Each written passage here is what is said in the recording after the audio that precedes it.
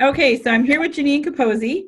Ginine is the president, founder, and overall guru of Knowledge Force Consulting. So thanks for being here, Ginine. Tell us a little bit about Knowledge Force Consulting, who you are, what you do. Hi, nice to be with you today too. So Knowledge Force is a talent development firm. We work across the spectrum, but are very focused on company or individual employee development as it relates to company specific training. So I say operational specific training. What that means or what that looks like for people is you're maybe launching a new software within your company and processes and procedures need to be updated or changed. We go through the process of helping develop training programs that get employees new skills to continue to be high functioning within the organization and things of that nature. And then people always ask, well, what about leadership skills or soft skills? Yes, we cover all of that too, but rather than specific programs, we weave all of that into a day-to-day context of training and development. So that's primarily what we do. We also help companies develop learning strategy and develop like a learning blueprint. So what do you want training and development to look like within a company? How can we work together to get the strategic plan for learning specifically weaved into the overall business plan? So those things are nicely tied together with good ROI. So those are the two major components of Knowledge Force. So just overnight, the unemployment rate went from 3% to like 14%, and lots of companies are, cutting, laying off. People are, looking for jobs. It's a really difficult time in the employment sector. So in terms of training and development, what are you seeing like employers looking for, and why is training still important? So this is an awesome question because people are going to have to do jobs in new ways. And one of the things I think that is happening, why training is still important, is cross-functional training. So what we're seeing happen is people are either having to take on more of a workload than they have before because layoffs have happened or resources are thin. So there's some sort of, well, how do we do that internal process that needs to happen? Again, that's where Knowledge Force is specialized. Mm-hmm. So we come in and help figure out how can we get everybody up to speed?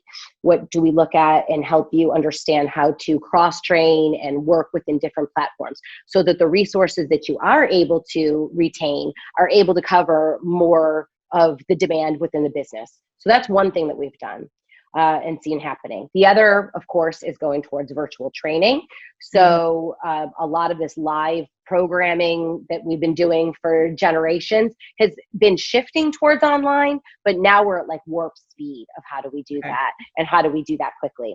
Another component that we work on a lot and customers are asking for is more performance support.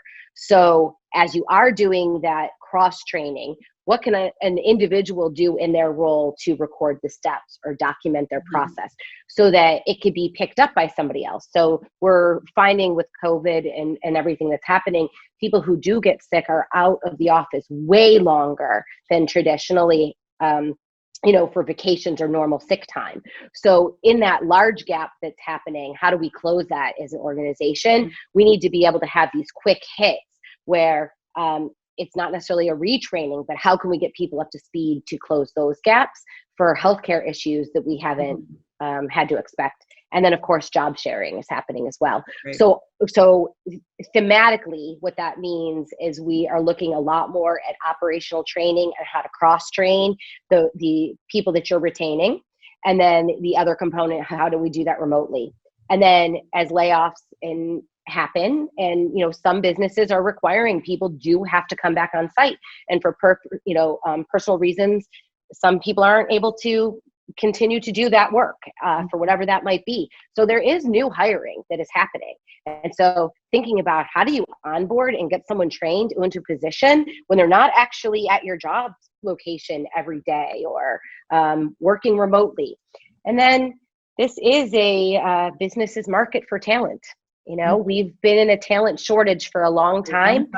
And my belief is that's going to happen again, and that this is a bit of a blip on the radar. Right. However, I think we're going to be thinking about it really differently. And so maybe here in Western New York, I have incredible talent who works for me out of Tampa, Florida.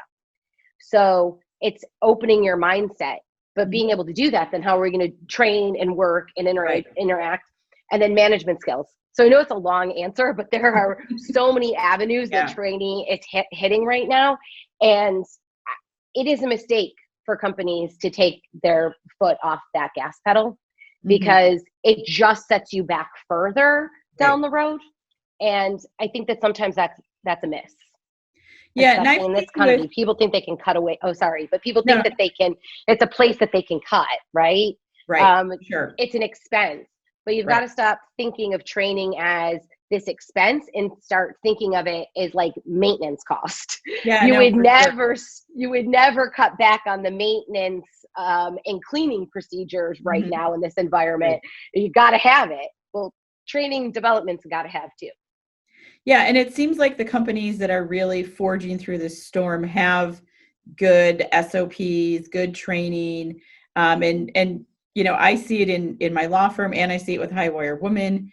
This is a good time to establish those SOPs and figure out, if somebody is out sick, what's going to happen. I mean, have everybody figure out what they're responsible for, how they can pass it on to the next person.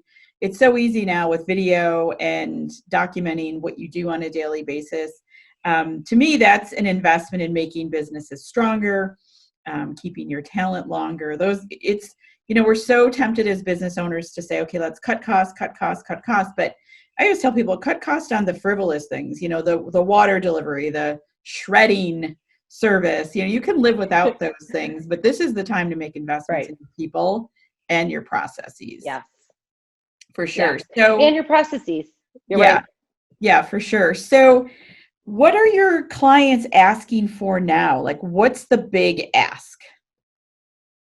So the big ask right now has been, how can we adapt what we've been doing in a classroom to virtual, or how do we do that as a hybrid? So in the past, we've launched things and that turns into, classroom-based training that's got 30 people in a room. And it's not going to happen. We're not going to have all these people standing together around flip charts. So how do we think about this differently? And so we've been really brainstorming creative ways to do things in a hybrid solution. Tools, I like to be tool agnostic, but I do use a platform that's kind of a gamification platform where you bring online learning and social learning and on-the-job activities together. That's like one really formal way to do it. We've been looking at less formal ways. How do we do Zoom? What types of activities can we do? What can we do remotely or ahead of time as pre-work, so that we're being more targeted in the time that we spend in this sort of fashion to teach and work on things. And at the end of the day, we're social people. And I think eventually we're going to gravitate back towards some of that learning in the classroom. But for now, we need to take advantage of the places we can take advantage. So customers are really asking for, how do we translate what we've got into this sort of online format? We've done a huge uptick in how-to videos and, helping move procedures into like a YouTube style type of situation and putting those out for companies. So that's a quick processing help. How can they keep working? Kind of depends on the industry. And then there's been a lot of focus around communication skills. So jumping in, although we're not specifically a leadership development company, we do leadership development. So training around resiliency, growth mindset, being virtual manager, virtual accountability. I mean, if you are managing in person, you need to be able to manage remotely as well. So most of my companies that I work with have a large professional white collar kind of workforce that has been able to transition to the home office space for right now. I don't think they'll all stay that way forever. I don't think we're moved to like a whole new, everybody works from home forever kind of world. It's filling the gap. Got it. So if people wanted to work with you, what's the best way for them to find you? Always my favorite question. They can just reach out on my website, knowledgeforceconsulting.com, LinkedIn at Ginine Cappozi. website, Twitter. I go by Knowledge Force One on Twitter, which is a lot of fun. But LinkedIn and the website are probably the best ways to get hold of me. And if you want to see some YouTube tips, I have a YouTube channel as well, and continue to post some guiding direction on how to do some of these things. Especially my favorite one of all time is how to have the talk. This difficult, how do you manage as a manager having the talk?